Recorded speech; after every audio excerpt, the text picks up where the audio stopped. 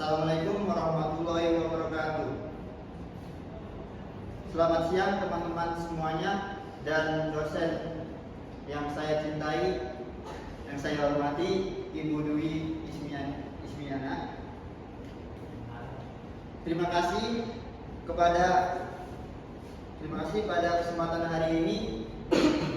Kami kelompok 2 ingin mempresentasikan hasil diskusi kami tentang pengelolaan perpustakaan SMK Wirabuana Bogor dengan teknologi informasi.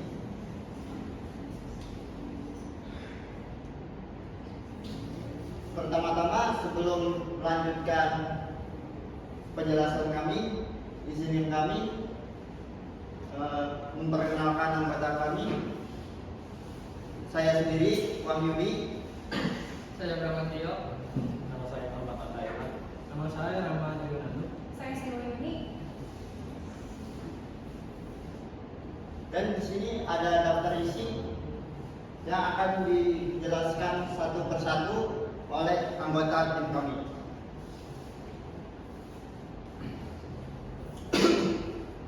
Dan di sini ada latar belakang. Perpustakaan SMK Wibawa Bogor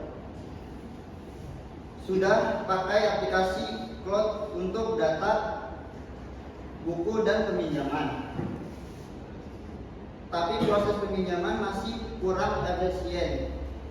Masih ada ketik ulang, belum ada pengingat otomatis. Untuk peminjaman terlambat dan laporan sulit dibuat cepat, dibutuhkan sistem lebih cepat, pengingat otomatis, dan laporan akurat. Baik, selanjutnya. Selanjutnya yaitu pengertian sistem informasi manajemen. Sistem informasi manajemen atau SIM merupakan sistem yang menggabungkan unsur manusia, teknologi, dan prosedur untuk mengolah data menjadi informasi yang berguna dalam proses pengambilan keputusan suatu organisasi. Menurut Gordon D. Davis 1995, sistem informasi manajemen tidak hanya berfungsi untuk memproses transaksi, tetapi juga menyediakan informasi yang dibutuhkan untuk mendukung fungsi manajerial dan pengambilan keputusan. Selanjutnya di sini ada data dan informasi dalam SIM. Data adalah kumpulan fakta mentah seperti judul, buku, nama peminjam, dan tanggal transaksi. Dan selanjutnya ada informasi. Informasi adalah hasil pengelola data, misalnya statistik buku, dan favorit atau laporan berlambat yang memantau pengambilan keputusan di perpustakaan.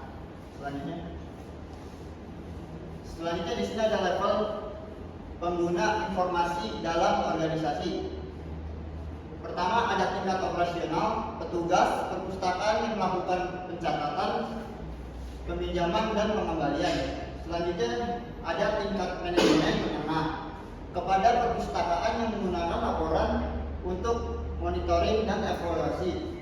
Selanjutnya ada tingkat manajemen puncak, pemimpin institusi yang menggunakan informasi strategis untuk perancangan jangka panjang. Selanjutnya di sini.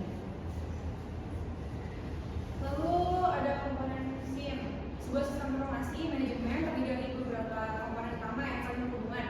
Yang pertama itu ada perangkat keras atau hardware, yaitu seperti komputer dan server yang digunakan untuk menjalankan sistem.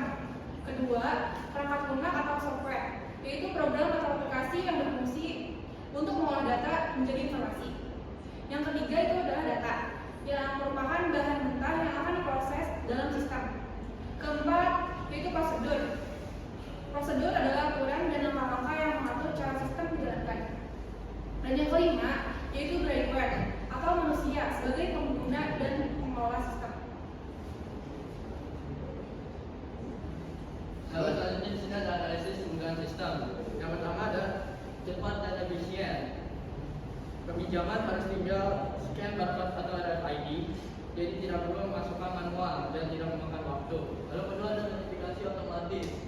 Sistem harus mengirimkan pemberitahuan kepada peminjam yang sudah mendekati atau melewati tanggal peminjaman. Lalu yang ketiga adalah laporan detail. Sistem harus dapat menghasilkan laporan peminjaman berdasarkan periode tertentu sehingga kepala perpustakaan dapat mengevaluasi peminjaman buku. Lalu terakhir ada akses semua judul buku. Pengguna dapat melihat seluruh katalog buku melalui aplikasi terhubung ke cloud. Lalu berikutnya ada prinsip pengembangan sistem informasi. Yang pertama ada user centered design. Sistem dikembangkan dengan fokus utama kemudahan pengguna dan bagi petugas dan siswa. Lalu kedua ada keamanan data. Data pribadi siswa dan catatan peminjaman harus terlindung dari akses tidak sah. Lalu ketiga ada scalability dan reliability.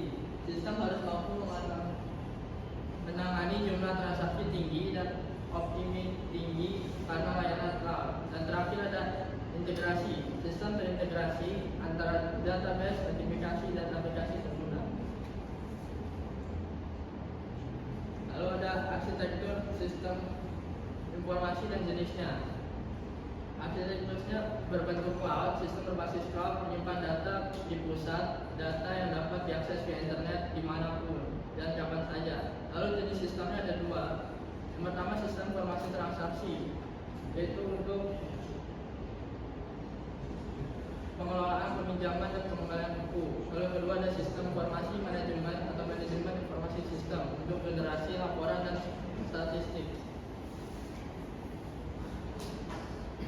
Selanjutnya ada 4 metode yang digunakan untuk pengumpulan data. Yang pertama itu observasi, yaitu melakukan pengamatan langsung terhadap aktivitas di perpustakaan, seperti proses peminjaman dan pengembalian buku. Yang kedua itu wawancara, dilakukan dengan petugas dan peminjam untuk mengetahui kebutuhan sistem serta permasalahan yang dihadapi dalam pengelolaan data. Yang ketiga itu ada studi dokumentasi, yaitu mempelajari dan mengumpulkan data dari dokumen atau arsip perpustakaan yang sudah ada sebelumnya. Lalu yang keempat itu pengumpulan data otomatis, yaitu pencatatan data yang dilakukan secara langsung oleh aplikasi setiap kali terjadi transaksi peminjaman atau pengembalian buku. Nah, lalu ada alat teknologi informasi. Yang pertama ada barcode scanner barcode scanner atau RFID reader untuk identifikasi cepat buku dari anggota. Yang kedua ada komputer atau tablet untuk input data dan akses aplikasi cloud. Lalu yang ketiga ada sistem notifikasi berbasis email atau WhatsApp. Yang keempat ada database cloud untuk penyimpanan terpusat. Selanjutnya ini ada perancangan sistem informasi manajemen pengelolaan perpustakaan SMK Wirabudana berbasis cloud dengan model pengambilan data peminjam.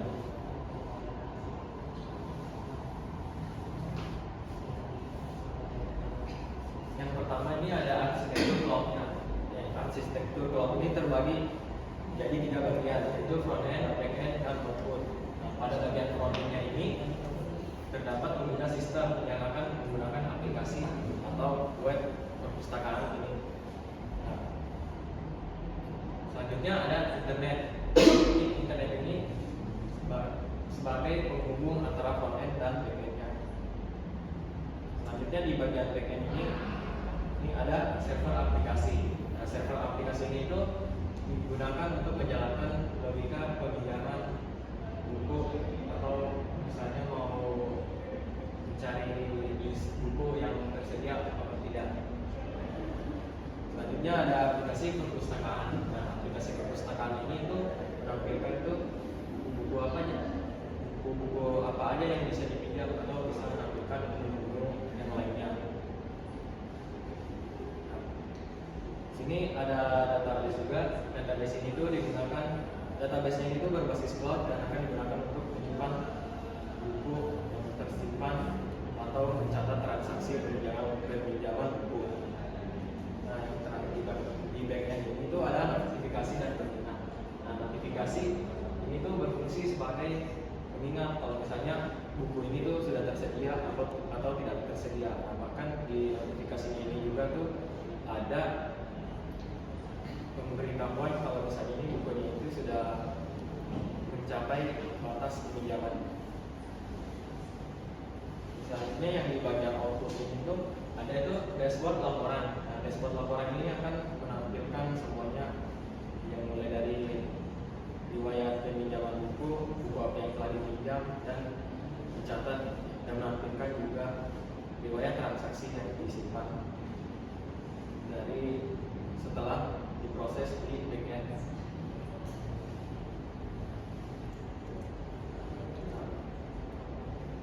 Untuk model pengambilan data peminjam ini kita menggunakan berbasis flowchart. Jadi ada alurnya.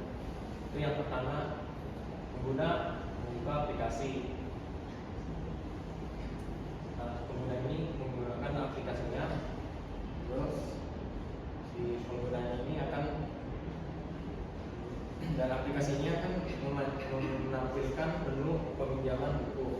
Nah, selanjutnya lalu usernya itu melakukan scan barcode buku secara manual, nanti itu input. Nah, setelah itu sistem akan mengambil data buku secara otomatis yang tersedia di server aplikasi. Selanjutnya untuk meminjam buku, maka user ini tuh perlu melakukan scan nomor induk siswa. Jadi scan induk siswa untuk mengambil data siswa secara otomatis di dalam sistem. Selanjutnya sistem akan menampilkan data buku dan siswa. Jika misalnya buku ini mau dipinjam sama siswa itu akan ada tampilan misalnya konfirmasi peminjaman. Kalau misalnya usernya dipenuhi iya, maka transaksi ini akan disimpan di database dan program ini selesai. Nah, jika pada saat ada konfirmasi peminjaman terus siswanya ini belum tidak, maka proses peminjaman akan langsung selesai. Nah, kita di sini ada use diagram untuk rancangan aplikasi perpustakaan nasional Webana. Yang pertama di sini ada dua aktor, user dan petugas. Di sini user bisa login, lalu user juga dapat masuk ke dalam dashboard peminjaman. User juga dapat melihat detail buku. User bisa pinjam buku, dan user bisa scan barcode untuk peminjaman buku atau pinjaman buku. Dan terakhir juga user dapat menerima notifikasi.